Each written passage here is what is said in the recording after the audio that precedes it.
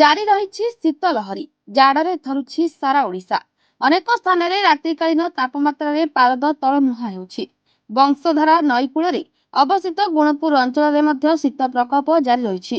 ଏହି ଶୀତ ରାତିରେ ବିଶେଷ ଭାବେ ପ୍ରଭାବିତ ହେଉଛନ୍ତି ବାସହୀନ ଲୋକେ। ଆମେ ଏମିତି ଏକ ଚିତ୍ର ଦେଖାଇବୁ ଯାହାକି ଦେଖିଲେ ବ୍ୟଥିତ ଲାଗିବ ନିଶ୍ଚୟ। ଏ ହେଉଛନ୍ତି ଗୁଣପୁର ପ୍ରଦୀପ ଆଉ ଯୁଧିଷ୍ଠିର। ଏମାନେ ନିସଙ୍ଗ, ନା ଠିକଣା ଅଛି ନା କିଛି ପରିଚୟ, ନା ଅଛି ଘର ଦ୍ୱାର। ପିଲାଟି ଦିନରୁ ଏମାନେ ଏକୁଟିଆ। ଦିନ ବେଳେ କୌଣସି କାମ କରି ଯେଉଁ ଦି ପଇସା ରୋଜଗାର କରନ୍ତି ସେଥିରେ ହିଁ ସେମାନଙ୍କ ଗୁଜୁରାଣ ମେଣ୍ଟିଥାଏ। ବୟସର ଅପରାହ୍ନରେ ନିଜେ ନିଜ ପ୍ରତି ବୋଝ ବୋଲି ପ୍ରକାଶ କରିଛନ୍ତି ସେମାନେ।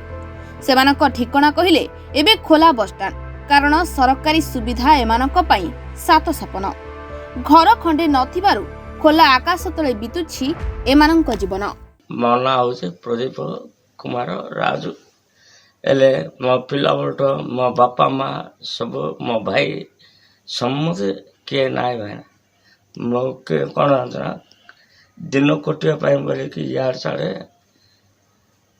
କିଏ ଜାଲେ ଖାଉଛି, ଏମିତି ପଦାର ଶୋଉଛି ମୁଁ। ତାପରେ କ'ଣ ନା ମୋତେ ଆଉ ବନ୍ଧୁ ବାନ୍ଧବ କେହି ନାହିଁ। ସରକାର ସୁବିଧା କ'ଣ ମିଳିଛି ନା ନାଇଁ ଆଜ୍ଞା, ମୋତେ କିଛି ନାହିଁ ଆଜ୍ଞା। ଘର ଦ୍ୱାର ଅଛି? ନାଇଁ, ଘର ଦ୍ୱାର ନାହିଁ, କୋଉଠି ଜାଗା ହେଲେ ସେଟା ସେଇଭଳିଆ। ତମ ନାଁ କ'ଣ?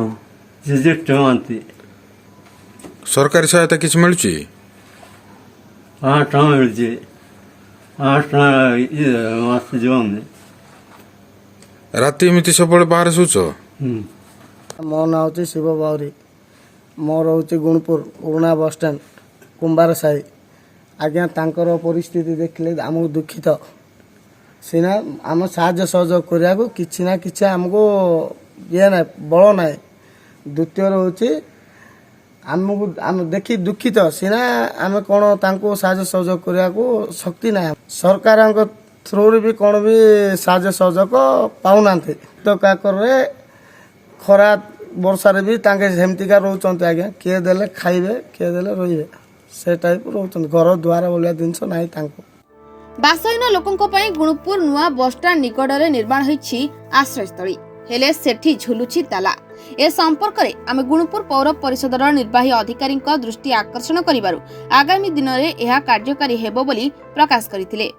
ଦେଖନ୍ତୁ, ଆମର ଆଶ୍ରୟସ୍ଥଳୀ ଗୁଣପୁର ମ୍ୟୁନିସିପାଲିଟି ଦ୍ୱାରା ଅଲରେଡି କନଷ୍ଟ୍ରକ୍ସନ ହେଇସାରିଛି ଏବଂ ତାର ରକ୍ଷଣାବେକ୍ଷଣ ପାଇଁ ଯେଉଁ ଏଜେନ୍ସି ଚୟନ ହେବାର ଅଛି ସେଟା ଏସ୍ଏଚଜି ଦ୍ୱାରା ରକ୍ଷଣାବେକ୍ଷଣ ହେବ। ତେଣୁ ଆମର ଏକ୍ସପ୍ରେସନ ପିଟିସନ ଡିପୋର୍ଟ କରାଯାଇଛି ଏବଂ ଅତି ଶୀଘ୍ର ଜାନୁଆରୀ ମାସରେ ଆମର ସେଟା ଫୁଲି ଫଙ୍କସନାଲ କାର୍ଯ୍ୟକ୍ରମ ହୋଇଛି।